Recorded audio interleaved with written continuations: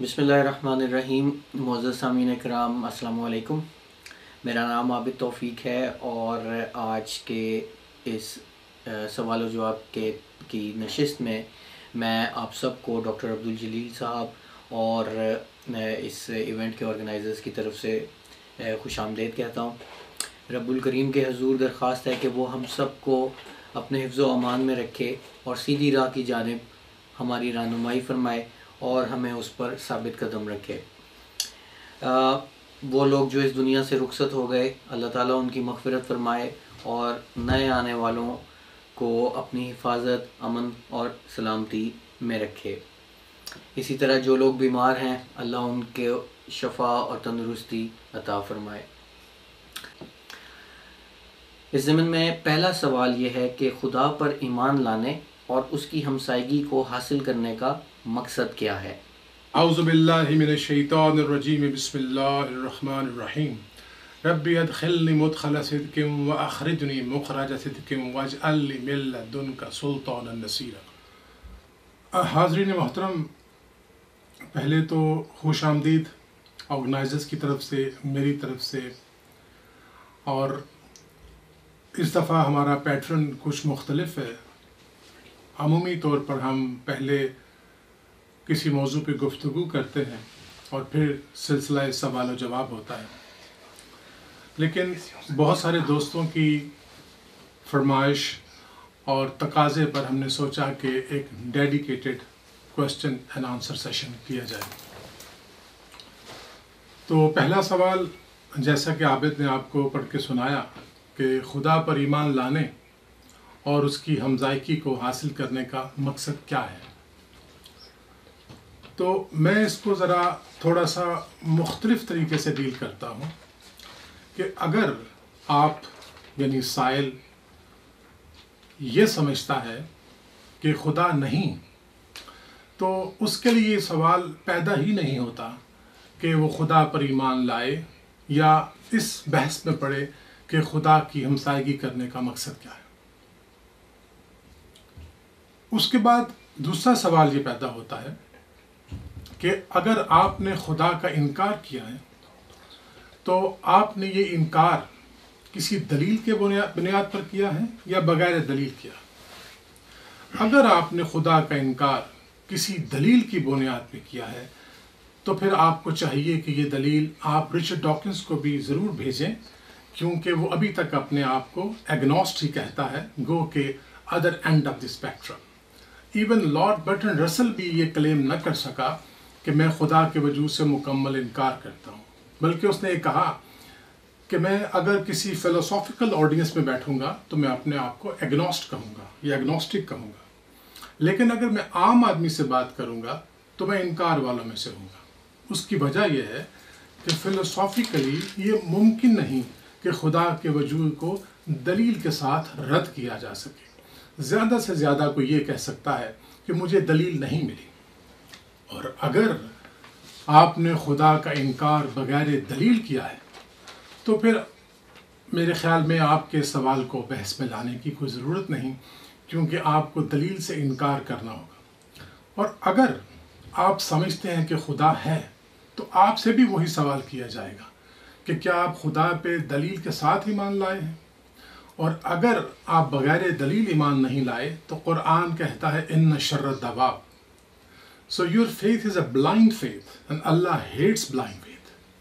تو پھر یہ ہے کہ آپ یہ تو کر سکتے ہیں کہ اللہ سے محبت کریں، آپ اسے یاد کرنا شروع کر دیں، ہو سکتا ہے خدا آپ کو کسی دلیل کی جانب رہنمائی کر دے اور اس طرح آپ کا ایمان کسی نہ کسی شکل میں مستحکم ہو جائے۔ لیکن اگر سائل خدا پہ یقین رکھتا ہے دلیل کے ساتھ، ایک ایسی دلیل کے ساتھ جس نے آپ کی انٹلیکچوئل کیوریوسٹی کو مطمئن کر دیا ہے، whether the argument is subjective, objective, reproducible or not, doesn't matter.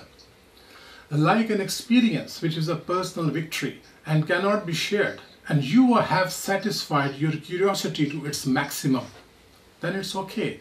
آپ کے لیے دلیل استوار ہو گئی اور آپ خدا کو ماننے لگے۔ اور even if you suspect that there may be a God, یہ جو سسپیشن ہے آپ کی، it may lead you to faith, to یقین ون ڈے. اس صورت میں ہم آپ کے سوال کا جواب دیں. تو آپ سمجھیں کہ میں نے یہ بیک گراؤنڈ کیوں دی ہے، کہ this is the way I deal with this question when I ask this question to myself. اگر تمہارا خدا پہ اعتقاد نہیں ہے تو اس بحث کی ضرورت ہی کیا ہے کہ خدا کی ہمسائیگی چاہیے. اور یہ کہ میں نے یہ انکار کیسے کیا ہے، اگر بغیر دلیل کیا ہے تو زیر بحث لانے میں کی ضرورت ہی نہیں. اور اگر یہ کہتے ہو کہ میں نے دلیل کے ساتھ اللہ کا انکار کیا ہے، تو ہم جانتے ہیں، فلسفی جانتے ہیں، اس دور میں بھی کوئی ایسا شخص نہیں جو یہ کہے کہ میں نے ثابت کر دیا ہے کہ خدا نہیں ہے. اور اگر آپ دلیل کے ساتھ ایمان لائے ہو اور اب پوچھتے ہو کہ ہم خدا کی ہمسائیگی کیوں حاصل کریں، تو اس کا جواب ہم دیں گے کہ ناؤ یو ہیو ایمان. اب آپ پوچھ سکتے ہو ہمسائیگی کس لیے. Now your question is valid but you still have the choice to deny ہم. یہ اہم بات ہے کہ آپ خدا کو پہچاننے ماننے کے بعد بھی اس سے انکار کا حق رکھتے ہیں، اور آپ جوائن کر سکتے ہیں سیٹن کو. شیطان خدا کو مانتا تھا، جانتا تھا، اس نے ڈیسائیڈ کیا ڈس اوبے کرنے کو. تو آپ اس کو ماننے اور جاننے کے بعد بھی انکار کر سکتے ہیں، کیونکہ اللہ نے خود سورہ دہر میں کہا کہ انا ہدینہ السبیل اما شاکرا و اما کفورا، کہ ہم نے تمہاری رہنمائی کر دی ہے، اب تم چاہے تو مانو، چاہے تو انکار کر دو. اور جس نے اس کو مان لیا، اور اللہ نے یہ بھی کہا کہ فی الدین قد تبین الرشد من الغی، کہ اب دین میں واضح ہو گئی، جدائی ہو گئی ہدایت اور گمراہی کی. اور جس نے چھوڑا طاغوت کو، پکڑا اللہ کو، اس نے بڑی ہی مضبوط رسی تھامی. اور یہ کہ لا اکراہ فی الدین.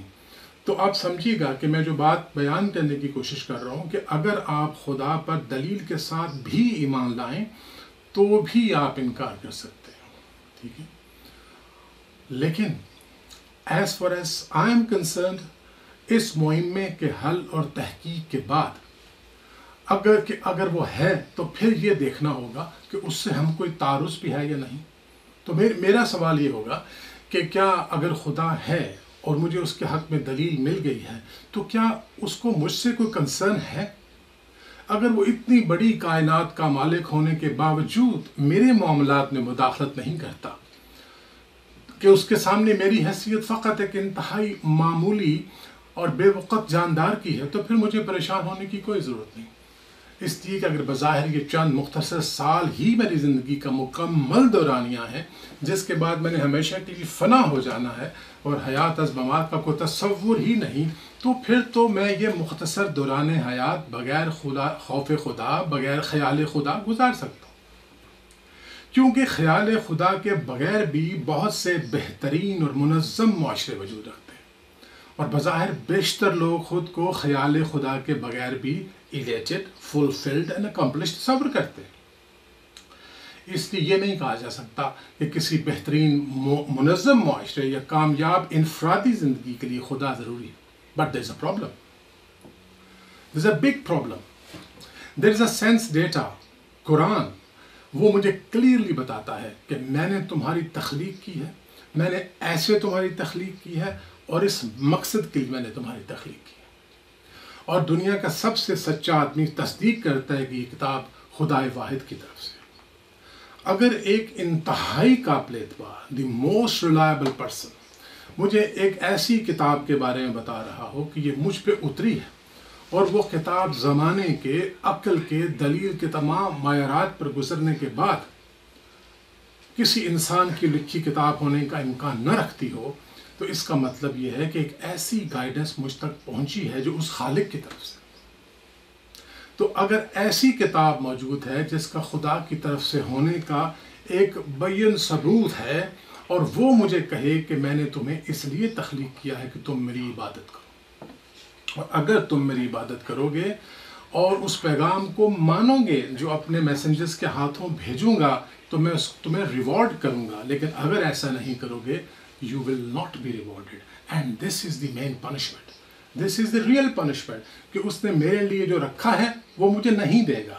تو اس انعام سے محرومی جو اس نے اقرار اور اطاعت کے بدلے میں رکھا ہے، اس سے محرومی ہو جائے گی.